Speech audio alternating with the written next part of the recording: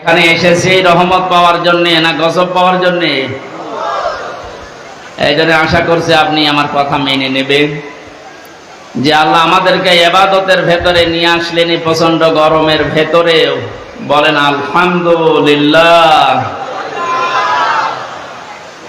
বিশ্বনবী জানিয়েছেন মান ক্বালা বিহি সাদাকা, যারা কোরআন দিয়ে কথা বলে এরা সত্য কথা বলে। তাফসীরুল কোরআন মাহফিল যেহেতু লিখে দিয়েছেন, আমরা কথা এখানে বলবো শুরু থেকে শেষ পর্যন্ত আল্লাহর কোরআন দিয়ে। আমান হাকামা বিহি আদালা, যারা কোরআন দিয়ে বিচার ফায়সালা করে এরা ন্যায় বিচার কায়েম করতে পারে। কোরআনের বিচার এখনো পর্যন্ত আমরা দেখি নাই, এই জন্যে কাঙ্ক্ষিত মানের শান্তি এদেশে এখনো প্রতিষ্ঠিত হয়নি। এ কথার সাথে একমত আছেন তো? কাঙ্ক্ষিত মানের শান্তি পেতে হলে আল্লাহর এই বাণী, এই কালাম ছাড়া বিকল্প আর কিচ্ছু নেই। বহু কিছু আমরা দেখেছি 53 বছরে, কেউ কিছুই করতে পারেনি। আমরা এবার দেখতে চাই আল্লাহর এই কোরআন দিয়ে যেন বাংলাদেশের এই জমিনটা চলে ইনশাআল্লাহ। এতদিন যারা কোরআনের বিচার ব্যবস্থা কায়েম না করে শুধু মুখে বলে উড়িয়েছিল যে আমরা ন্যায় বিচার কায়েম করেছি, এটা ডাহা মিথ্যা কথা। এর বাস্তব প্রমাণ আমি নিজে। 3 বছর আমাকে অন্ধ প্রকোষ্ঠে রেখে দিয়েছিল। কয়েকদিন আগে আমার মামলা সব খারিজ হয়ে গেছে, আপনারা জানেন। আমি মনে করলাম জিজ্ঞাসা করি বিচারপতিকে যে এতদিন পর্যন্ত আপনার এই আদালতে আমার মামলা আসতো যেত, কি আপনি একদিনও দেননি, আজকে যে একেবারে খালাস করে দিলেন? হয়তো এই কথাই আমাকে বলতো যে হুজুর আমার হাত বাঁধা ছিল। কি বাঁধা ছিল? আজকে যেহেতু হাত খোলা পেয়েছি, কোনো চাপ নেই, আমার কোনো চিন্তাও নেই। সুতরাং এ দেশটাতে ন্যায় বিচার কায়েম করতে হলে এ দেশে যত চাপ আছে উপরের সব চাপ বন্ধ করা লাগবে। ছাত্র জনতা জীবন দিয়েছে যে 9টা কারণে, তার ভেতরে এটা অন্যতম, যে কোনো চাপ থাকবে না। কিসের চাপ? জেল থেকে বের হওয়ার পরে আমি এই ভাড়া মারা এসেছিলাম। কোন জায়গায় যেন আমাকে বলছে হুজুর উপরের চাপ আছে, হবে না। আমিও বলেছিলাম আপনার চাপ সর্বোচ্চ। এই জেলার যিনি দায়িত্বে আছেন আমাদের মাননীয় এমপি, যিনি পালিয়েছেন, ওই পর্যন্ত। আর আমার চাপ তো সরাসরি আরশ পর্যন্ত।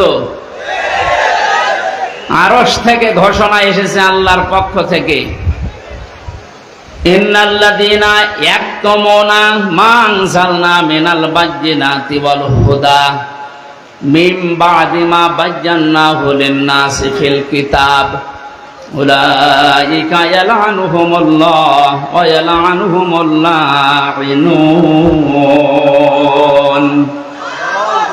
সূরা বাকারা 159 নম্বর আয়াতে আছে। 2 নম্বর পারার 3 নম্বর পৃষ্ঠা 4 নম্বর লাইনে পাবেন তাফসীরে ইবনে কাসির আর ফি জিলালিল কোরআনের ব্যাখ্যা। আল্লাহ পাক বলেন নিশ্চয় যে বা যারা গোপন করছে ভবিষ্যতেও করবে। ইয়াকতুমুনা, এই শব্দটা আল্লাহ গঠন করেছেন, বানিয়েছেন 2টা কাল দিয়ে, বর্তমান ভবিষ্যৎ, প্রেজেন্ট ফিউচার। তার মানে এখন যারা আমরা গোপন করছি, ভবিষ্যৎ বলতে কিয়ামত পর্যন্ত আমরা যারা এই কোরআনের কথা জানার পরেও গোপন করে রাখবো। আল্লাহ পাক বলেন এই মানুষগুলোর উপরে আমি আল্লাহ নিজে না, আমার যত সৃষ্টি জগৎ আছে সবাই এর জন্য লানত দেয়, বরদোয়া করে। আপনি কোরআনের কথা প্রচার করতে আসতে গেলে বলতেন উপরের চাপ আছে, আপনার চাপ খুব বেশি হলো এই পর্যন্ত। তা আমাকে যিনি চাপ দিয়েছেন তিনি আমার মালিক, এমন কড়া কথা জানিয়েছেন। কোরআন জানার পরে যদি কেউ গোপন, বাল্যে গো বহু বচন দিয়েছেন। এ বাল্যে গোর ভেতরে হামজা যেমন আছে, অধ্যাপক শহীদুল ইসলাম নেই। আজকে বলেন, আজকের আলম সাহেব নেই। এ পৃথিবী জীবিত থাকতে পৌঁছিয়ে দাও, এ ঘোষণা কার? রসুলের। কার? আপনি যদি জানেন যে কুল হু আল্লাহু আহাদ, এইটাই প্রচার করা আপনার নামাজের মতো ফরজ। এ পর্যন্ত বোঝাতে পেরেছি? হ্যাঁ, কথা বলেন না কেন? আজকে থেকে দায়িত্ব শুধু আলেমদের। বলেন, যে যতটুকু জানেন ওইটাই প্রচার করবেন, তাহলে এই দেশে কেউ আর কোরআন প্রচারে বাধা দেওয়ার সাহস দেখাবে না ইনশাআল্লাহ। আমরা আল্লাহ এবং তার সৃষ্টি জগতের বরদোয়া থেকে, গজব থেকে, লানত থেকে বেঁচে থাকতে পারবো। পক্ষান্তরে অপর পৃষ্ঠায় আল্লাহ জানিয়েছেন, কোরআনে কারিমের জ্ঞান থাকার পরে যদি কোনো মানুষ দুনিয়ার কোনো স্বার্থ পেয়ে সিদ্ধির কারণে গোপন করে রাখে, আমান আযলামু মিম্মান কাতামা শাহাদাতান ইনদাহু মিনাল্লাহ ইলা আখিরি আয়া। সূরা বাকারা প্রথম নাম্বার পারার 20 নাম্বার পৃষ্ঠার 13 নাম্বার লাইনের 140 নাম্বার আয়াতের প্রথম অংশে আছে। এটাই ইবনে কাসিরে পাবেন। আমি ব্যাখ্যা সহ বলতে গেলে অনেক সময় লাগবে, এই জন্য সামারাইজ করে করে শেষ করছি। আযলাম দিয়েছেন আল্লাহ, এটা সুপারলেটিভ ডিগ্রি বলা হয় ইংরেজিতে। এর চাইতে ভয়ঙ্কর শব্দ আর নেই আরবিতে। আল্লাহ বলেন, পৃথিবীর বড় জালেম দেখতে চাও? এই পৃথিবীতে সবচাইতে বড় জালেম আল্লাহর কাছে ওই লোকটা যার কাছে কোরআনের জ্ঞান থাকার পরেও দুনিয়ার কোন স্বার্থ পেয়ে গোপন করে রাখে। আর আমার তো মনে হয় বাংলাদেশে এই চরিত্রের মানুষ বেশি। কে জেলায় নেই? এখানে হাত তোলেন তো।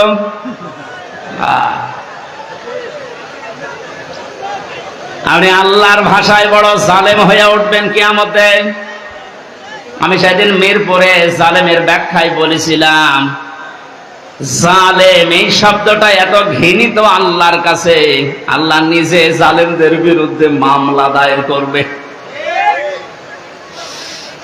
কুষ্টিয়াবাসী, সূরা শূরা 42 নাম্বার আয়াতের প্রথম অংশ, ইন্নামাল মুমিনুন্নামাস সাবিলু আলাল্লাযিনা ইয়াযলিমুনান নাস। আল্লাহ পাক বলেন, অবশ্যই আমি নিজে মামলা দেব, নিজে কেস করব, অভিযোগ দায়ের করব তাদের বিরুদ্ধে যারা এই দুনিয়াতে মানুষ হয়ে মানুষের উপরে অত্যাচার করছে এবং করবে। আল্লাহ ইয়াসলিমুন আল মুসলিমুনা দেননি যে মুসলমানদের উপরে শুধু অত্যাচার করে তারা আমার মামলার আসামি না। ইয়াসলিমুন আন নাস, পৃথিবীতে যে কোনো ধর্ম অনুসরণ করতেই পারে, কিন্তু তো মানুষ ও কি মানুষের উপরে যারা জুলুম করছে ভবিষ্যতেও করবে। কেন ভবিষ্যৎ দিলেন? আল্লাহ জালিম না দিয়ে ইয়াসলিমুন দিলেন কেন? পৃথিবীতে এখনো অনেকে জুলুম করছে, এমনকি এই পৃথিবীতে অনেকে এখনো টার্গেট নিয়ে আছে ভবিষ্যতে জুলুম করবে। এটা আমি বেশি বলে ফেললাম। অনেকে যে জুলুম করবে তার ভাবসাব দেখে বোঝা যাচ্ছে। জালেমরা তো পালিয়েছে, জালেমের পরে 5 তারিখ থেকে আজকের এই 9 তারিখ, 1 মাস 4 দিনে আমরা অনেককে জুলুমের সাথে জড়িত হতে দেখে ফেলেছি। এখন যদি আপনি জুলুম শুরু করেন, থালা হাতে পেলে কি করবেন? সুতরাং আপনি থামেন। যারা জুলুম করছেন তাদের সর্বোচ্চ নেতা বারবার ওখান থেকে ভিডিও বার্তা পাঠাচ্ছে যে থামেন। এ দলের নাম নিয়ে কেউ যদি জুলুম করে, অত্যাচার করে, চিন্তায় করে, যে কোনো কাজ করে, এর জন্য দল দায়ী না, সে তার নিজের জন্য দায়ী। এদেশের মানুষ কন্যা নামে যিনি পরিচিত ছিলেন, আমরা দেখেছিলাম বাতাস একটু ঘুরে গেছে তখন ইনি ভিডিও বার্তা দিয়েছে, ছাত্রলীগ এটা আওয়ামী লীগের কোনো অঙ্গ সংগঠন না। এত আদর মহব্বত দেখতাম, অথচ বাস্তবতায় একটু বাতাস ঘুরেছে। তাই যদি এই পরিচয় দিয়ে ওরা আমাদের দলের কেউ না, অঙ্গ সংগঠন না, যিনি অলরেডি এখন ঘোষণা দিতে আছে প্রতিদিন কিছু মানুষের কাজ কারবার দেখে এরপরও যদি আপনি সংশোধন না হন, আপনারও কপালে জালেমদের মতো আগুন লাগবে। আমি আর নিচে নামলাম না, নাকি আরো নামবো? না, অত নিচে নামা ঠিক হবে না, কারণ এখনো তো ভালো শুরু হয়নি। এই আয়াত দিয়ে যেটা শিক্ষা দিতে চাই, কুষ্টিয়াবাসী, 64 জেলার ভেতরে কুষ্টিয়া আমার কাছে প্রিয়, কারণ এখানে আমার জন্ম। সব জেলার চাইতে আপনাদেরকে বেশি ভালোবাসি একটু, কারণ এখানে আপনাদের সাথে আমার সম্পর্ক একটু বেশি। কথা বলেন ঠিক কিনা? আশা করছি আপনি বুঝেছেন, জালেমরা কিন্তু হামজার টার্গেট না, জালেমরা টার্গেট আল্লাহর। সুতরাং 15.5 বছরে যিনি জুলুম করেছেন, আমি 11টা ফেরেশতা দেখেছি। প্রথমে যেটা দিয়ে শুরু হয়েছিল বিডিআর, 950 উপরে আমার সাথে জেলখানায় 3টা বছর অনেককে দেখেছি। দীর্ঘ শ্বাস যখন ফেলতো, ডাক দিয়ে বলতো, হামজা ভাই আর 1 মাস পরে রিটায়ার্ড হয়ে যাব, অথচ 14 বছর জেলে আছি, কিচ্ছু জানি না। আপনি এই শ্বাসটা কিভাবে নষ্ট করবেন? মাজলুম যদি কোনো কথা মুখ দিয়ে একবার বের করে ফেলে, আল্লাহর নবী জানিয়েছেন, ইত্তাকি দাওয়াতাল মাজলুম ফাইন্নাহা লাইসা বাইনাহু ওয়া বাইনাল্লাহি হিজাব। মুসলিম শরীফের হাদিস। নবীজিকে দিয়ে আল্লাহ বলাচ্ছেন, নবী আপনি বলেন, হে পৃথিবীর মানুষেরা, যা করো করো, কিন্তু মাজলুমের বরদুয়া থেকে নিজেকে বাঁচিয়ে রাখবা। কারণ মাজলুম যদি এরকম কোন শব্দ বের করে ফেলে, ওটা সঙ্গে সঙ্গে আরশে চলে যায়। কত মাজলুমের চোখের পানি জেলখানার অন্তঃ কষ্টে পড়ছে।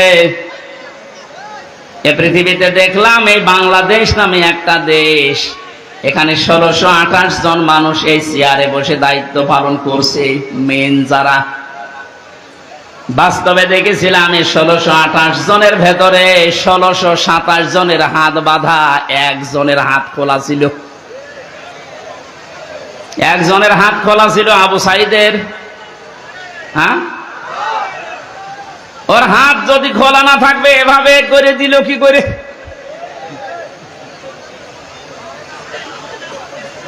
হাইকোর্টের বিচারপতি পর্যন্ত যদি বলে যে না, হামজার মামলা, মামুনুল হকের মামলা হবে না, ওপরের নির্দেশ, তোর চেয়ারে বসে থাকার দরকার, কিন্তু ভ্যান চালা। আপনি বলেন, একটা হাইকোর্টের বিচারপতি যদি একথা বলতে পারে, বিচার ব্যবস্থা কিভাবে বাধা ছিল আপনি টের পাচ্ছেন? একটা দেশ কত বড় দুর্নীতিগ্রস্ত হয়ে গেলে জাতীয় মসজিদের ইমাম পর্যন্ত পালিয়ে যায়। আর কার নাম বলবেন? জাতীয় মসজিদের ইমামও পালিয়ে গেছে।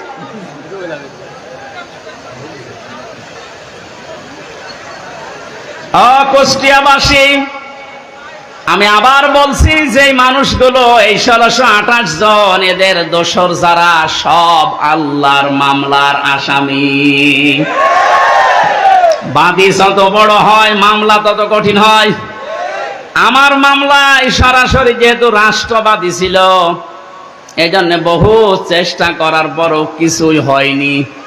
এ মামলাটা 31 বার উঠেছে, সিএমএম কোর্ট, জজ কোর্ট, হাইকোর্ট মিলে, হবে না। অথচ এই মামলায় যদি সাজাও লাগিয়ে দেয়, 3 মাসের বেশি সাজা হয় না। 3টা বছরের ভেতরে এ কঠিন অবস্থায় ফেলে দিয়ে আপনি কি করলেন? বিচার ব্যবস্থাকে একেবারে ধ্বংস করা ফেলা হয়েছিল। আহ্বান জানাবো, এখন যারা দায়িত্বে আছেন, সংস্কার যেহেতু আরম্ভ হয়ে গেছে, আর এই জন্যেই এতগুলো মানুষ জীবন দিয়ে গেল, সুতরাং সকাল আসতে আসতে যেন আমরা শুনি এই 1628টা চেয়ারে নতুন মানুষ এসে বসেছে। নাই তো এরা যতদিন থাকবে, ততদিন নতুন নতুন ইস্যু তৈরি করে আবার বিশৃঙ্খলা ঘটাবে। আমাদের চরিত্র এরকমই। আরে বাস্তবতা দেখেছেন, এরপরও অনেকে জালেমের পক্ষে সাফাই গাচ্ছে, স্ট্যাটাস দেয় এখনো। গোপনে ভিডিও বার্তা পাঠাচ্ছে, আপা আপনি পাল্টাবেন না, আপনি ঘাবড়ায়েন না, আমরা আছি, আপনি ঘাবড়ালে আমরা নরম হয়ে যায়। শয়তান তো দেখেনি, ওই ভিডিওতে যারা দেখলাম, আমার মনে হয় শয়তান যদি আমি দেখতাম তো ওই রকমই হইত। এটা টাটকা নির্ভেজাল শয়তান। তো জানা শোনার পরে জালেমের পক্ষে সাফাই গায়, জালেমকে সাহস দেয়। নবীজি জানিয়েছেন, তিরমিজি শরীফের হাদিস, কেউ যদি জেনে শুনে জালেমকে সাপোর্ট দেয়, তার পক্ষ নেয়, তাকে ভালোবাসে, সহযোগিতা করে, ও নবীর উম্মত থেকে বের হয়ে যায়। সুতরাং আপনি নবীর উম্মত থাকবেন না বের হয়ে যাবেন, এখন সিদ্ধান্ত নিন। যেহেতু জালেমদের প্রতি বরদোয়া, জালেমদের প্রতি মামলা কার? ছোটখাটো জালেম যারা আছেন, এখনই তওবা করে ফিরে আসেন। আমার বংশ, আমার বাড়িতে এই যে এবি থানা, আগে সদর থানায় ছিল, এখন ইবি থানা, হালসা, হালসা না ডাবিরাফিটা, বংশের 100 জনের 98 জন আওয়ামী লীগ করত। ওরা আমার মনে হয় যে শক্ত আওয়ামী লীগ, ওরা বঙ্গবন্ধুকে মনে করতো সেকেন্ড নবী। 5 তারিখের পরে বিকাল আসতে আসতে আমার কল দিয়ে বলছে, বাবাজি আমরা সব পাল্টিয়ে গেছি। পাল্টিয়ে গেছে মানে এখন আমরা সব জামাত ইসলামী করি। কিসের জামাত? আপনি যা করেছেন এই 15.5 বছর আগে, ওটা শোধ হবে, এরপরে জামাত ইসলাম।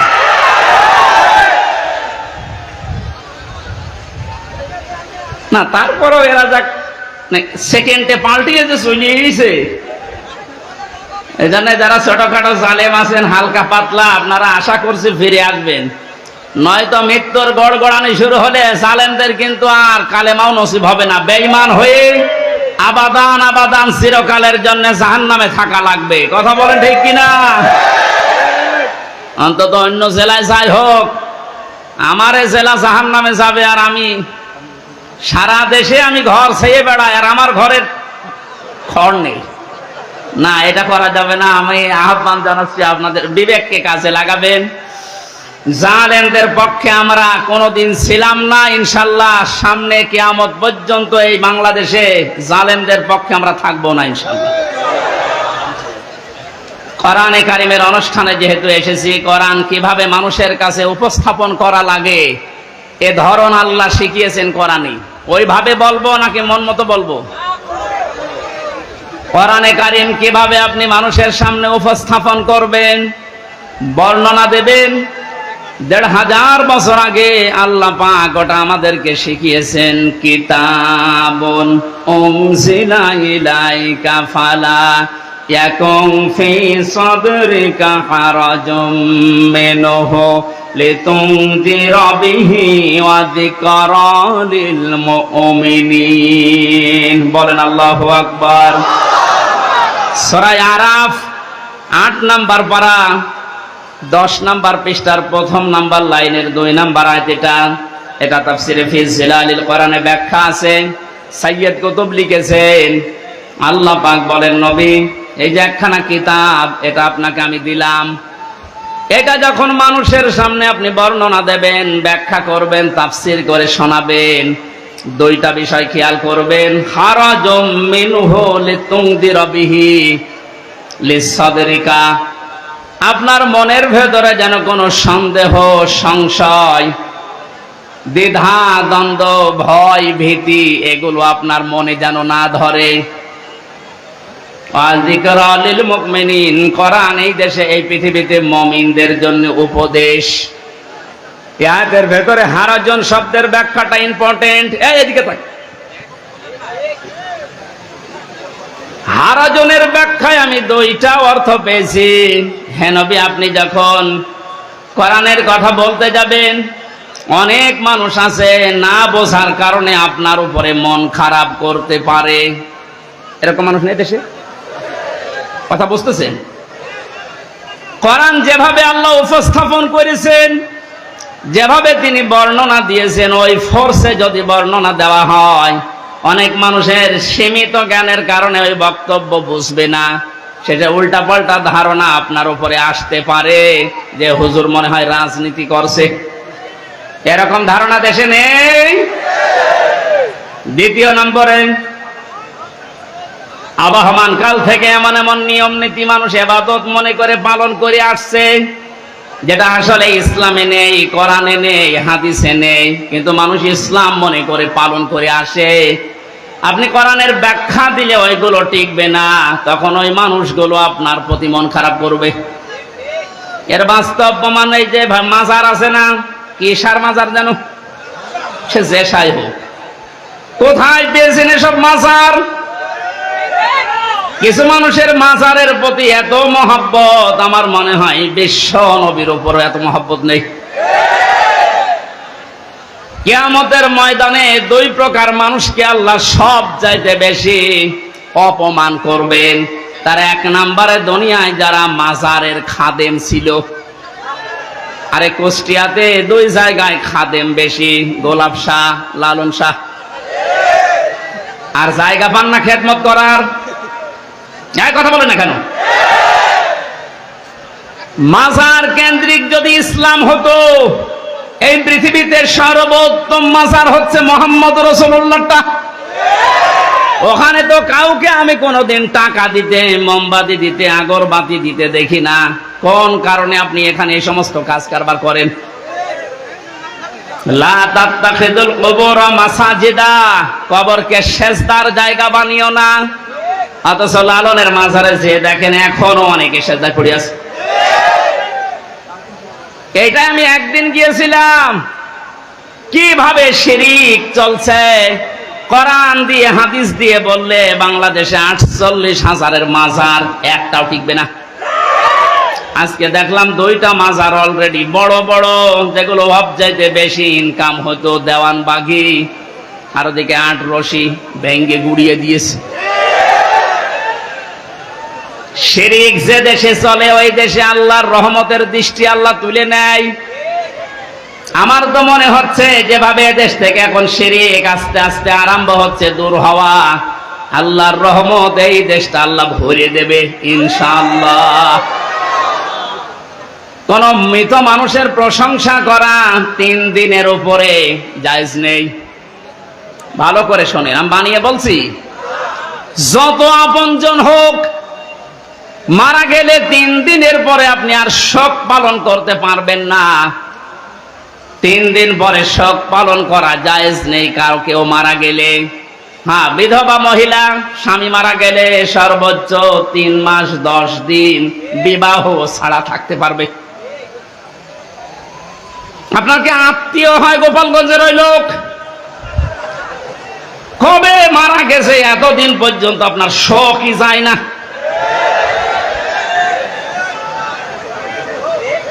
আপনাকে রাগ হয়ে গেল, তাহলে হাদিস কেটে বাদ দিয়ে দিন। আমি তো গোপন করলে আমার সমস্যা হবে, কিয়ামতে আমার জিহ্বা কেটে দেবে। কথা বলুন, আমি আপনাকে বাঁচাতে চাচ্ছি। যেহেতু ইবাদত 1 দিন 2 দিন 5 দিন না, ওয়া'বুদ রাব্বাকা হাত্তা ইয়াতিয়াকাল ইয়াকিন। সূরা হিজরের 99 নম্বর আয়াত, 14 নম্বর পারার 6 নম্বর পৃষ্ঠা 5 নম্বর লাইনে আছে। আল্লাহ বলেন ইবাদত করবা 2 দিন 5 দিন না, যতদিন মরণ না আসে ততদিন। এটা যদি একটা ইবাদতের কথা বলছি, শোক পালন করা জায়েজ নেই 3 দিনের উপরে। এখানে ইমাম হোসাইন মারা যাওয়ার পরে আজও যারা শোক পালন ছাড়েন না, আপনি ইসলামে নেই। এটা একটা বেদাত। এক কথা বলেন না কেন? আপনার মহব্বত ইমাম হোসাইনের প্রতি এত বেশি যে হাই হোসেন করে পিঠের চামড়া তুলে ফেলছেন। তো ওনার তো আর একটা ভাই ছিল হাসান, উনি মারা গেছে বিষ খেয়ে। একটু বিষ খান তো দেখি। পুরাটা বাটপারি এটা। ইমাম হোসাইনকে নিয়ে যদি এই মানুষগুলো আবেগ দেখি এরা বাটপারের পর্যায়ে পড়ে, পৃথিবীতে ইমাম হোসাইনের পর আর কে এত দামি থাকতে পারে যে তার জন্য আপনাকে বছরে বছরে মাসে মাসে দিনে দিনে শোক পালন করা লাগবে? এটা ইসলাম না। ইসলামের ভেতরে নতুন করে আপনি এটা সংযোজন করেছেন, আপনি বেদাত পন্থী। নবীজি জানিয়েছেন কেউ যদি বেদাত আরম্ভ করে, এবাদত না অথচ এবাদত মনে করে পালন করতে বলে, ওই লোকটাকে সালাম দেওয়া পর্যন্ত সাইজ নেই। কত বড় কঠিন কথা লিখেছেন। যারা বেদাত আবিষ্কার করে তাদের সালাম দেওয়া জায়েজ নেই। অথচ এমন হাদিস আমি কোনদিন পড়িনি, পাইনি যে নামাজ পড়ে না তারে সালাম দেওয়া যাবে না। পেয়েছেন? কেউ পেয়েছেন? নেই। রোজা রাখে না তারে সালাম দেওয়া যাবে না, আমি পাইনি। কিন্তু ইসলামের ভেতরে নতুন করে কিছু ঢুকিয়ে কেউ যদি ওইটা ইসলাম মনে করে পালন করে তারে সালাম দেওয়া জায়েজ নেই। আর এগুলো সব বেশি হয় এই 48,000 দরবারে। এই জন্য শিরিক যখন এই দেশ থেকে বিদায় নিচ্ছে, আল্লাহ রাব্বুল আলামিনের রহমত এই দেশে বৃষ্টির মতো নাজিল হবে ইনশাআল্লাহ। তাই বলে আবার বৃষ্টি শুরু হয়ে গেল নাকি?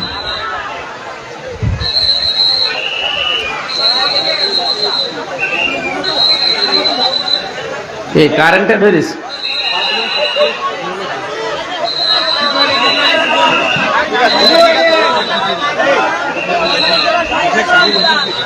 কিছু হয়নি। কি সমস্যাটা বলবেন তো? দেখতে পাচ্ছেন না, মূল করছে দেখতে পাচ্ছে না তো কি করা যাবে? মা এখানে প্রায় 1 কিলোমিটার শুধু মানুষ দেখে আসলাম। 1 কিলোমিটার শুধু মানুষ, পা ফেলার জায়গা নেই। যেখানে আছেন ওইভাবে থাকেন ভাই। আর আপনাদের এ চাইতে আর বড় জায়গা ছিল না? না, কষ্ট হয়ে যাচ্ছে মানুষের। মানুষকে কষ্ট দেওয়া তো ঠিক না। এখন কি করব? এদের যেভাবে আছেন থাকেন, ওইভাবে থাকেন। না, আমি সব বাদ দিয়ে দিলাম। আমি প্রবেশ করছি কোরআনের তাফসিরে। সূরা মুলক থেকে মাত্র 2টা আয়াত পড়েছি। যেহেতু তাফসিরুল কোরআন মাহফিল লিখে দিয়েছেন, এর হক আদায় করা দরকার। আমরা তাফসির আকারে আরম্ভ করছি ইনশাআল্লাহ। জবান খুলে কোরআনের সোনালী আয়াত এবার পড়েন। আউযু বিল্লাহি মিনাশ শাইতানির রাজিম।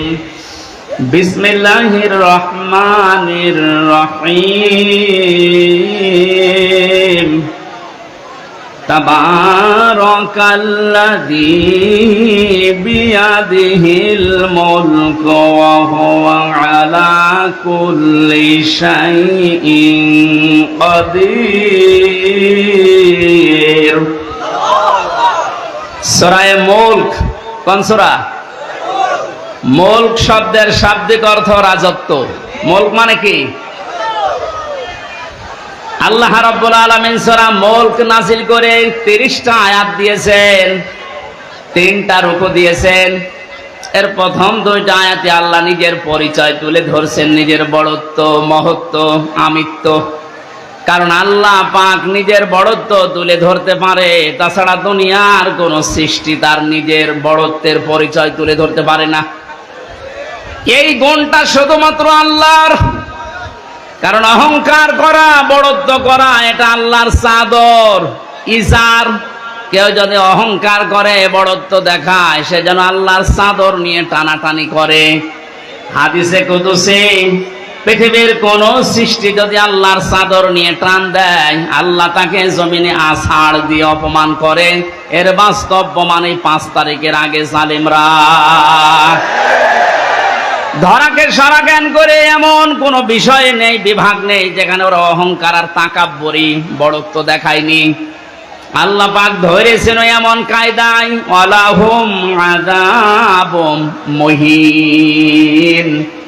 আল্লাহ বলেন জালেমদেরকে যখন আমি ধরি, এই মানুষগুলোকে অপমানজনক শাস্তির একেবারে নিম্নে পৌঁছিয়ে দেই। কত বড় অপমান আল্লাহ করেছে এই কালামানিককে।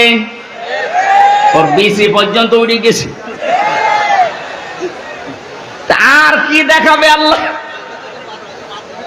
যেদিন ওর বিসি উড়ে যায় সেই দিন আমি শুকরিয়া আদায় করেছি, মাবুদ এই লোকটা বিচার ব্যবস্থায় থাকতে যত অবিচার করেছে, ও তো মানুষ ছিল না, একটা টাটকা জানোয়ার ছিল। ওর কারণে যত মানুষ বিনা কারণে দুনিয়া থেকে বিদায় নিয়েছে, মরণের আগে ওই রকম কঠিন শাস্তি ওরে তুমি দিও। একটা দিন যাচ্ছে ওর শাস্তির মাত্রা বাড়ছে।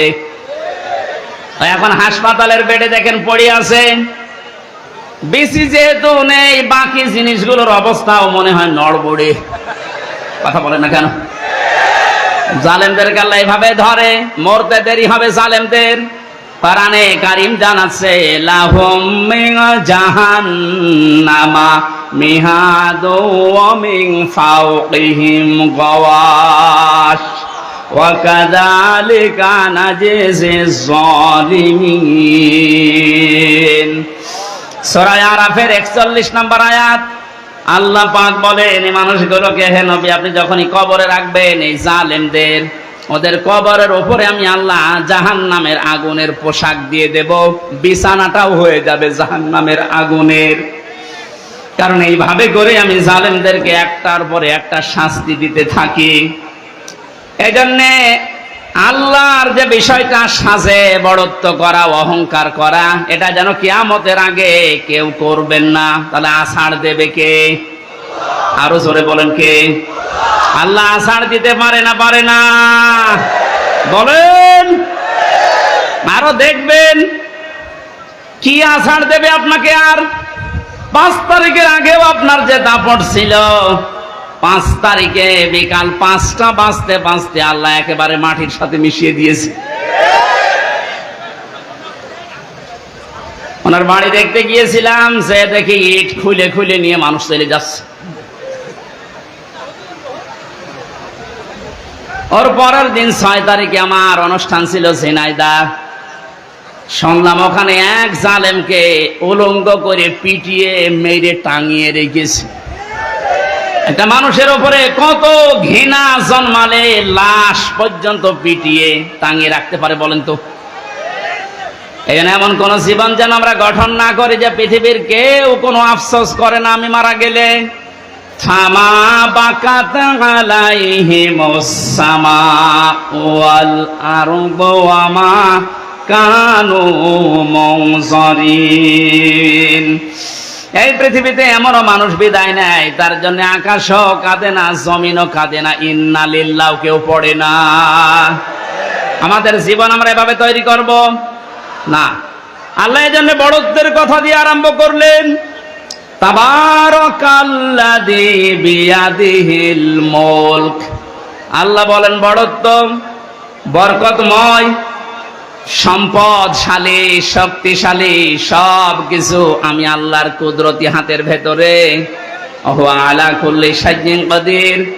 সব কিছুর উপরে একচ্ছত্র ক্ষমতা আমি আল্লাহর, আর কারণে এ বিশ্বাসটা যার ভেতরে যত বেশি জন্ম নেবে সে তত বেশি বিনয়ী হবে। আর এই বিশ্বাস যার ভেতরে যত বেশি কম থাকবে ওই মানুষগুলো তত উগ্র হবে। কথা বলেন ঠিক কিনা? আল্লাহ আমাদের এই বিশ্বাসটা যেন হযরত ওমরের মতো ভরপুর করে দেন, বলেন আমিন। তাবারাকা শব্দটা দিয়ে আল্লাহ আরম্ভ করলেন কেন? মানুষ যে সমস্ত বিষয়ে আল্লাহকে দোষ দিতে পারে, সমস্ত দুর্বলতা, অক্ষমতা, দোষ, যত রকমের আয়েব আছে সব থেকে আমার আল্লাহ নিজে মুক্ত, পবিত্র। এজন্য তাবারাকা দিয়ে তিনি আরম্ভ করেছেন আয়াতটা। আল্লাহ নিজের পরিচয়, বড়ত্বের কথাগুলো মানুষকে শোনাচ্ছিলেন। হঠাৎ করে আলোচনার ধরন পাল্টিয়ে ফেলেছেন। এবার আল্লাহ আরম্ভ করলেন মানুষের জীবন সংক্রান্ত বিষয় নিয়ে। আল্লাযী খালাকাল মাউতা ওয়াল হায়াতা লিয়াবলুয়াকুম আইয়ুকুম আহসানু আমালা ওয়া হুয়াল আজিজুল গফুর। রব্বুল আলামিন বলেন তিনি সে আল্লাহ এতক্ষণ যার বড়ত্বের, মহত্বের, বিশালত্বের কথা শুনছিলে, যেটা বলে কোনোদিন কিয়ামতের আগে আর শেষ করা যাবে না। এত বড় আল্লাহ, সব দিকে তার ক্ষমতা আছে, চলছে, চলবে ইলা ইয়াউমিল কিয়ামা, কিয়ামত পর্যন্ত। এবার আল্লাহ আস্তে করে আলোচনার ধরন পাল্টিয়ে তিনি বললেন তিনি সে আল্লাহ যিনি তোমাদের মউত আর হায়াত বানিয়েছেন, যেন তিনি পরীক্ষা করতে পারেন তোমাদেরকে, তোমাদের ভেতরে কে সবচাইতে বেশি ভালো কাজ করে তার কাছে যেতে পারে। ওয়াল আজিজুল গফুর, তিনি হচ্ছেন আজিজ এবং গফুর। এই ছিল বাংলা অর্থ। এবার আসেন আমরা ব্যাখ্যার দিকে যাচ্ছি। আল্লাহ বানিয়েছেন সর্বপ্রথম মানুষের মউত, তারপরে হায়াত। আল্লাহ হায়াত না বলে আগে মৌতের কথা কেন দিলেন? মুফাসসির লিখেছেন তাফসিরে, মানুষকে আল্লাহ এটা স্মরণ করাতে চেয়েছেন, পৃথিবীর মানুষেরা তুমি যত উপরে ওঠো না কেন, এ কথা সব সময় মনে করবা, স্মরণ রাখবা যে তোমার মরা লাগবে। এজন্য আল্লাযী খলাকাল মাউতা দিয়েছেন। 2 নম্বরে ওয়াল হায়াতা, তোমাদের হায়াত আমি আল্লাহ বানিয়েছি। তাফসিরে মুফাসসির দিয়েছেন হায়াত প্রধানত 5 প্রকার। কয় প্রকার? 1 নম্বরে আমরা একটা হায়াতে ছিলাম, আলমে আরো আর হায়াতে, এই জগতে আমরা বসবাস করেছি। ওখান থেকে আল্লাহ আমাদেরকে পাঠিয়েছেন আলমে বুতুন, মায়ের পেটের জগতে। এরপরে আমাদেরকে এখানে দিয়েছেন আলমে দুনিয়া, এই পৃথিবীর জগতে। এরপরে আরেকটা জায়গায় নিয়ে যাবেন আলমে বারজাখ, কবরের জগতে।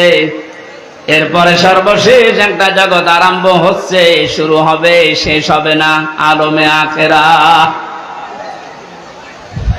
মানে মওত আল্লাহ আগে দিয়েছেন স্মরণ করাতে, যে বান্দা যাই করো মরা লাগবে। হায়াত আল্লাহ 5 প্রকার বানিয়ে 2টা আমাদের থেকে বিদায় নিয়েছে, সামনে 2টা আছে, আমরা মাঝখানেরটায় আছি। এখান থেকে বোঝা যায় সামনে পেছনে যেহেতু 2টা চলে গেছে, সামনের 2টা হায়াত আমাদের কাছে মাস্ট বি, বারজাখ আর আখিরাত আসবেই। কথা বলেন ঠিক কিনা? যেহেতু মাঝেরটায় আছে, এ জগতের কাজ হচ্ছে লিয়াবলুয়াকুম, তিনি তোমাদেরকে পরীক্ষা করতে চান। আইয়ুকুম আহসানু আমালা, তোমাদের ভেতরে সবচেয়ে বেশি ভালো কাজ করে কে আসতে পারে। কুষ্টিয়াবাসী খুব খেয়াল করেন আল্লাহর এই কথাকে। তিনি কিন্তু বেশি বেশি কাজ চাননি, তিনি চেয়েছিলেন ভালো কাজ। কি কাজ?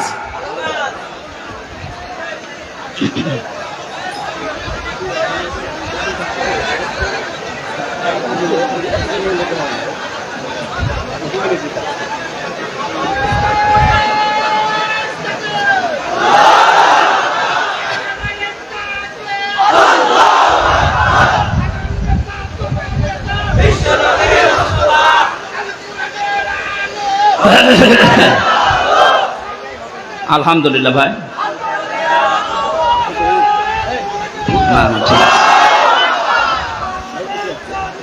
কুষ্টিয়াবাসী একটু খেয়াল করেন তো, তাফসীর মাহফিলে তাফসীর শোনার জন্য মন দিয়ে যারা বসে আছেন, 2টা জগৎ চলে গেছে অলরেডি, আর একটা জগৎ 2টার সামনে আছে। মাঝখানেরটায় আল্লাহ যেটা দিলেন আহসানু আমালা, আল্লাহ বেশি কাজ চান না, তাহলে আকসারু আমালা দিতেন। আল্লাহ দিয়েছেন আহসানু, ইসমে তাফসীর, আমি সবচেয়ে ভালো কাজটা চাই, বেশি কাজ চাই না। বাস্তবে আয়াতের পুরা উল্টা। এই 15.5 বছরে আপনি দেখেছেন বহু কাজের হাতে দিয়েছে, কিন্তু কাজগুলো ভালো হয়নি। কুষ্টিয়ার মেডিকেল কলেজের দিকে তাকান, হওয়ার আগেই ভেঙে পড়ে গেছে। এটা বানিয়ে বললাম? আমি জেলখানায় থাকতে যুগান্তর পত্রিকায় যেই দিন দেখেছি যে বানানোর আগে, উদ্বোধনের আগে পড়ে ভেঙে গেছে। আপনার অত বড় কাজের আঞ্জাম দেওয়া কি দরকার? কাজটা ভালো করে করেন। আল্লাহ বেশি কাজ চান না, আল্লাহ কি চান? আরো জোরে বলেন। কাজটা ভালো হওয়ার জন্য 2টা শর্ত। 1 নম্বরে দেখা লাগবে ওর ভেতর আল্লাহর বিধান আছে কিনা। 2 নম্বরে দেখতে হবে বিশ্ব নবীর জীবনে এরকম কাজ ছিল কিনা। এখন যদি বলেন নবীজির জীবনে হাসপাতাল বানানো ছিল, হ্যাঁ ছিল। বিশ্ব নবী মুহাম্মদুর রাসূলুল্লাহ মানবতার সেবায় যে কাজগুলো করেছিলেন ওই জামানায়, আপনি তার জীবনীতে দেখবেন। এই যে মিডিয়ার কথা এসেছে আজকে আসার সময় বলছিল, এই জন্য মনে পড়ছে আমি বলছি। অনেক মানুষ এখনো পর্যন্ত ফতোয়াবাজি করছে যে নবীজির যুগে যে মিডিয়া, এই টেলিভিশন, এই পর্দা ছিল না। এই প্রযুক্তি যারা ব্যবহার করছে এরা হারাম কাজে আছে। একটা ভ্রান্ত ধারণা এটা। আল্লাহর নবী মুহাম্মদুর রাসূলুল্লাহর জামানায় এই মিডিয়া ছিল, কিন্তু সিস্টেম এভাবে ছিল না। আপনি সিরাত ইবনে হিশাম দেখেন, সিরাত বিশ্বকোষ দেখেন, আর রাহিকুল মাখতুমের ভেতরে আছে ওই জামানার সর্বোচ্চ প্রজেক্টর ছিল, প্রযুক্তি ছিল লাল কাপড়। কেউ যদি বিপদে পড়তেন পাহাড়ের উপরে উঠে লাল কাপড় তিনি উড়িয়ে দিতেন। সব পাহাড়ের পাদদেশে এসে জিজ্ঞাসা করতো কি হয়েছে। এই যে লাল কাপড় উড়িয়ে দেওয়া এই প্রযুক্তি, এটা কাফেরদের তৈরি করা, আবহমান কাল থেকে হয়ে আসছিল। আল্লাহর নবী লাল কাপড় একবার উড়িয়ে দিলেন, পাহাড়ের পাদদেশে এলাকার কুরাইশেরা সব এসে জড়ো হয়ে গেছে।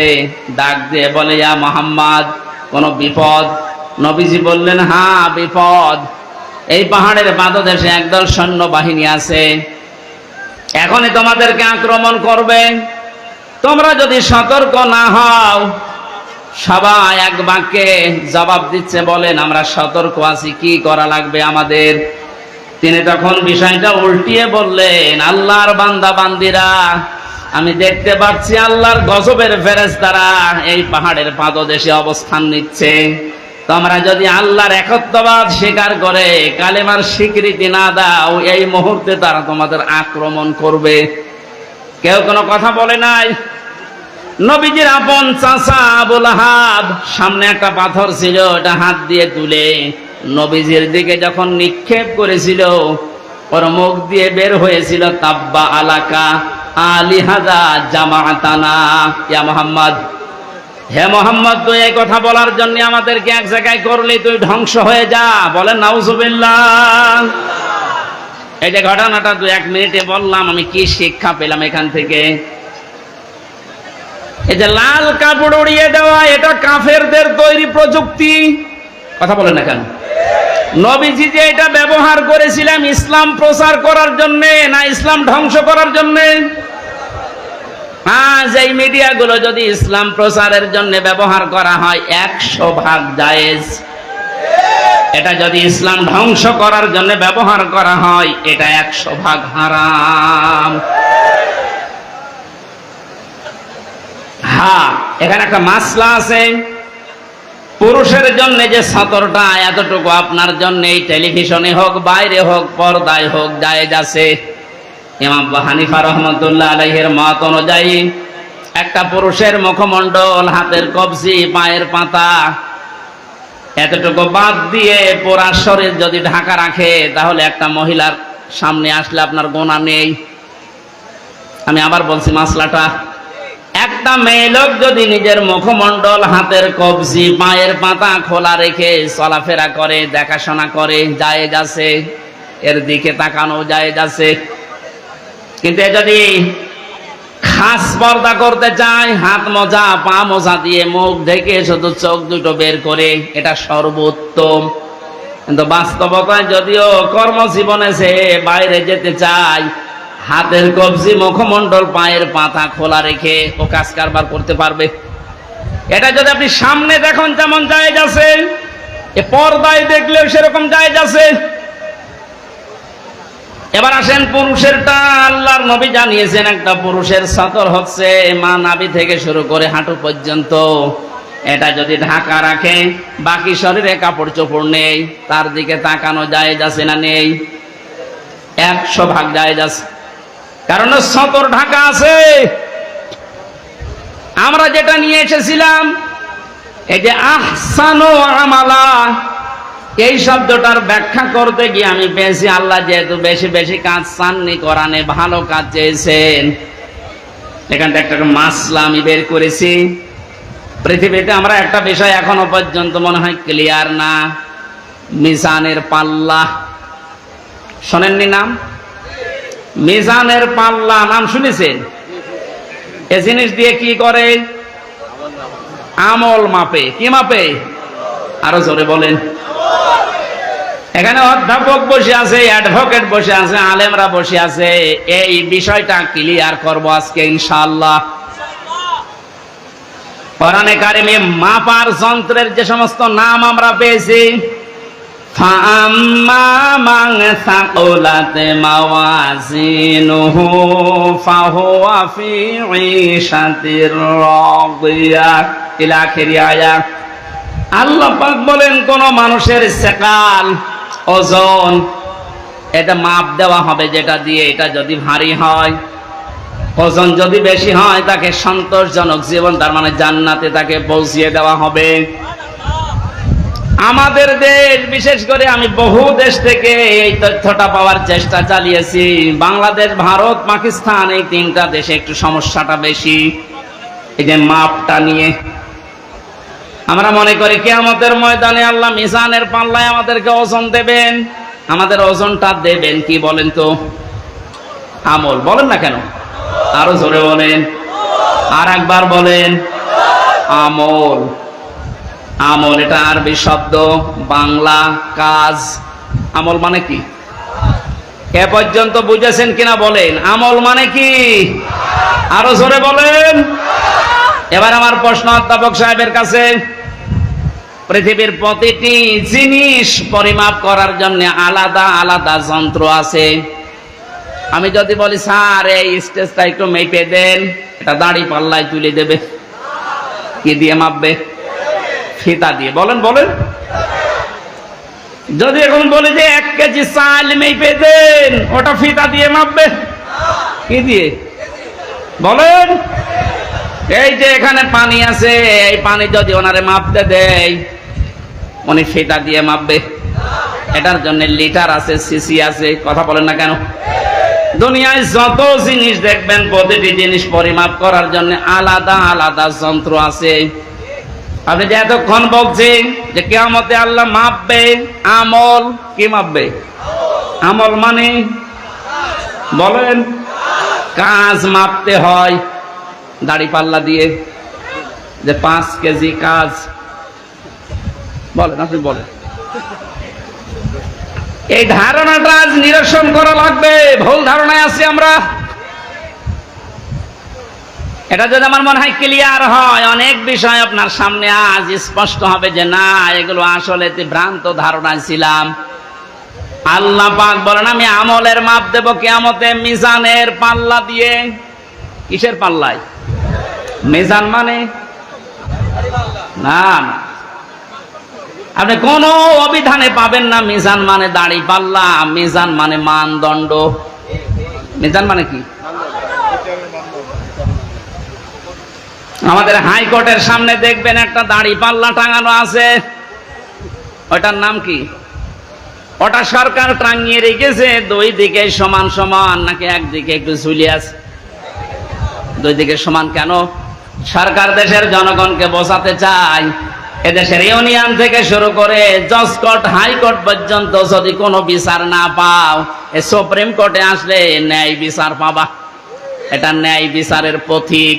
দাড়ি পাল্লা কিসের প্রতীক? আমাদেরকে যেহেতু আল্লাহ মাপবেন, আপনি বলছেন আমল। আমল মানে কাজ। আর এখানে কোনো পাগলেও বিশ্বাস করবে না কাজ মানুষ দাড়ি পাল্লায় তুলে দেয়, যে 8 কেজি কাজ। এ কথা বলে না কেন? কাজ মাপার জন্য আলাদা কোন যন্ত্র আছে? কাজ মাপে মানুষ কি দিয়ে? সে মানদণ্ডটা কি? সিসি দিয়ে মাপে না, লিটার দিয়ে মাপে না, ফিতা দিয়ে মাপে না, গজ দিয়ে মাপে না, কেজি দিয়ে মাপে না। কাজ মাপতে হলে লাগে গুরুত্ব। কি লাগে? কাজ মাপতে হলে গুরুত্ব লাগে। এ কাজটা গুরুত্বপূর্ণ এবং গুরুত্বহীন। যতগুলো ইবাদত আল্লাহ দিয়েছেন, 550-র উপরে ইবাদত আমি পেয়েছি। প্রতিটি ইবাদতের ভেতরে কিছু গুরুত্বপূর্ণ জিনিস আছে, আর কিছু ইবাদতে গুরুত্বহীন জিনিস আছে। এই যে আজকের এই প্যান্ডেলটা, এটার গুরুত্বপূর্ণ বিষয় হচ্ছে খুঁটি আরে সামিয়ানা। কথা বলছেন না কেন? এখানে গুরুত্বহীন অনেক জিনিস আছে। এই যে এইটা, এই টেবিল, এই লাইট, এই যে ফুল ফুল ঝুলছে, এই ক্যামেরা, এগুলো না হলে কেউ স্টেজ বলবে না। বলবে না? কিন্তু খুঁটি আর সামিয়ানা না থাকলে স্টেজ বলবে। তাহলে এখানে 2টা গুরুত্বপূর্ণ জিনিস পেয়েছি, আর গুরুত্বহীন জিনিস আরো 7-8টা পেয়েছি। কথা বলেন ঠিক কিনা? আল্লাহ পাক কোরআনে কারিমে যেগুলো গুরুত্বপূর্ণ দিয়েছেন, ওগুলোর একটাও যদি আপনি না মানেন, বিশ্বাস না করেন, গুরুত্বহীন যত কাজ করেছেন ওগুলো যদি দুনিয়া ভর্তি করা হয়, দাড়ি পাল্লা মানদণ্ড গুরুত্ব যা ওজন করেন সব শূন্য, জিরো জিরো হবে। এবার উদাহরণ একটা একটা করে সেট করছি, দেখ মেলে কিনা। আমরা যারা নামাজ পড়ে আসলাম এশার, নামাজের ভেতরে বাইরে মিলে ফরজ ছিল কয়টা? আর জোরে 13টা ফরজের 12টা ফরজ অধ্যাপক শহীদুল ইসলাম আদায় করেছে, একটা আদায় করেনি। ওনার নামাজের সওয়াব হবে 12টা। কয়টা হবে? কিচ্ছু হবে না। 13টা ফরজের যদি একটা বাদ দিয়েছে, উনি যদি বলেন না আমি তো 12টা আদায় করেছি, অন্তত 12টা সওয়াব দেন, হবে? কি হবে? জিরো, শূন্য, কিচ্ছু হবে না। এটা যেমন মেনে নিলেন যে হ্যাঁ এটা ঠিক আছে, আপনার বাস্তবতার সাথে কিন্তু এটা মিলছে না। না, আমি 12টা আদায় করলাম, একটা করি নাই, আমার 12টা সওয়াব দেন। আপনি এখানে জোর করতে পারবেন আল্লাহর সাথে? বলেন। কারণ গুরুত্বপূর্ণ জিনিস, এ খুঁটি না থাকলেও এটা স্টেজ না, এ সামিয়ানা না থাকলেও স্টেজ না। হ্যাঁ, ওয়াজিব আছে, যেটা যদি কেউ ভুল করে একটা দুইটা, তাহলে তারা জরিমানা দেওয়া লাগে, সসেজদা দেওয়া লাগে, এটা দিলে আবার পূর্ণ হয়ে যায়। কিন্তু যেটা খুঁটি আর সামিয়ানা, এটা যদি আপনার জীবনে না থাকে, কেউ এটাকে স্টেজ বলবে না। কিন্তু 4 কাপ না থাকলে স্টেজ বলবে না, এটা না থাকলে স্টেজ বলবে না। এক কথা বোঝেন? এখান থেকে আপনি মাপেন জীবনে গুরুত্বপূর্ণ কাজ আল্লাহ এই কোরআনে দিয়েছেন 500, একটা নামাজ, একটা রোজা, একটা হজ, একটা যাকাত, এভাবে 500টা আপনি একটা একটা করে কোরআন থেকে বের করেন, এর ভেতরে দেখবেন একটা আছে এই পৃথিবীতে আল্লাহর দিন কায়েম করা লাগবে। নামাজ পড়া যদি আপনার কাছে রাজনীতি মনে না হয়, রোজা রাখা যদি রাজনীতি মনে না হয়, দিন কায়েমের কথা যারা বলে এটা রাজনীতি যদি মনে হয়, আপনার একটা খুঁটি বাদ চলে গেছে। যান, আপনি এবার মাপ দেন তো দেখি আপনি কয়টা সওয়াব পান। আপনি আমল মাপতে এসেছেন, ও মনে করে মিজানের পাল্লা মানে দাড়ি পাল্লা, এদিকে 10 কেজি সওয়াব তুলে দেবো, এদিকে 8 কেজি গোনা তুলে দেবো, মাঝখান থেকে 2 কেজি বেশি। এক লোক ওয়াজ শুনেছিল যে কোরবানির পশমে পশমে সওয়াব হয়, ওর সমর্থ ছিল না, গরু চুরি করে এনে কোরবানি দেবে। ইমাম সাহেব তাহাজ্জুদের নামাজ পড়তে বসে দেখছে গরু নিয়ে যাচ্ছে, এই কোথায় পেলি? ও চুরি করে নিয়ে যাচ্ছে। কি হবে? কোরবানি দেব। কোরবানি দেবে তাও চুরি করে। বেশি চিল্লাবেন না, আপনার ফতোয়ায় আমি পালন করছি। গত সময় আপনি বললেন যে কোরবানি দিলে এরকম এরকম সওয়াব হয়, প্রতি পশমে পশমে নেকি। আমার তো উপায় নেই, সামর্থ্য নেই, করব কি? সওয়াব থেকে বঞ্চিত হতে পারবো না, চুরি করে নিয়ে আসলাম গরু। কালকে সকালে কোরবানি জবাই করব, চুরি করলে গোনা হয় আমিও জানি, এই যে কোরবানি দেব সওয়াব হবে, পশমে পশমে নেকি হবে, সওয়াব আর গোনা যদি কাটাকাটি হয়ে যায়, মাঝখানে গোশত খাবো ফাও। বাংলাদেশে অনেক মানুষের চিন্তা চেতনা এখন এইরকম। 500টা ফরজ বিধান আমল, এর 499টা করে, আর একটা কথা শুনলে তখন জঙ্গি, জিহাদ, রাজাকার উল্টাপাল্টা নাম দেয়। উনি যদি 12টা ফরজ আদায় করে একটা আদায় না করে সওয়াব না হয়, জিরো হয়, শূন্য হয়, আপনার জীবনের আমল আল্লাহ যেদিন মাপ দেবে, গুরুত্বের ভিত্তিতে গুরুত্বপূর্ণ কাজ করেননি, গুরুত্বহীন কাজ করে ভরে রেখেছেন, আপনিও জিরো হবেন, শূন্য হবেন। আল্লাহ ভালো কাজ দেখতে চেয়েছেন, আর ভালো কাজ এই 500-র উপরে দুনিয়ায় আর নেই। এখন যদি 500 আয়াতের ব্যাখ্যা ভালো কাজগুলো একটা একটা করে করা হয়, আমি যতগুলো ভালো কাজ দুনিয়ায় কোরআন থেকে বের করতে পেরেছি, একটা বই আছে, আমি জেলখানার ভেতরে, এডিএম আজহারুল ইসলাম সাহেব আমাকে পাঠিয়েছিল যে হামজা এটা পড়ো, খুব গুরুত্বপূর্ণ তথ্য এর ভেতরে আছে। সৌদি আরবের লেখক একজন, প্রোডাক্টিভ মুসলিম। এ বইটার ভেতরে ইংরেজিতে করা, আরবিতে করা ভার্সন দেওয়া আছে। পড়াটা পড়ে এই 3 বছরের ভেতরে 7-8 বার আমি শেষ করেছি। এখান থেকে যে তথ্যগুলো পেয়েছি তার অন্যতম এইটা, কোন মানুষ যদি ভালো কাজ করতে চায়, কোরআনের উপরে দুনিয়ায় কোনো ভালো কাজ, আরো জোরে বলেন, আমান আমিলা বিহি উজিরা, যারা কোরআন দিয়ে কাজ করবে এদের কাজের পুরস্কার আল্লাহ নিজে দেবেন। জোরে বলেন আল্লাহু আকবার। তাহলে নামাজ যেমন কোরআনে আছে, রোজা আছে, হজ আছে, যাকাত আছে, এই কোরআনে কারিমে আল্লাহর দিন কায়েমের কথাও আছে। এ কাজ যদি কেউ দুনিয়ার কাজ মনে করে ছেড়ে দেয়, আল্লাহ আহসান মামালার ব্যাখ্যায় আব্দুল্লাহ ইবনে মাসউদ, আব্দুল্লাহ ইবনে আব্বাস রাইসুল মুফাসসিরিন বলা হয় যাদেরকে, এই মানুষগুলো ব্যাখ্যায় লিখেছেন, আমরা যেমন বুঝেছি ভালো কাজ, আমাদের চাইতে কোরআনে কারিম থেকে ভালো কাজ বেশি বুঝেছিল সাহাবীরা।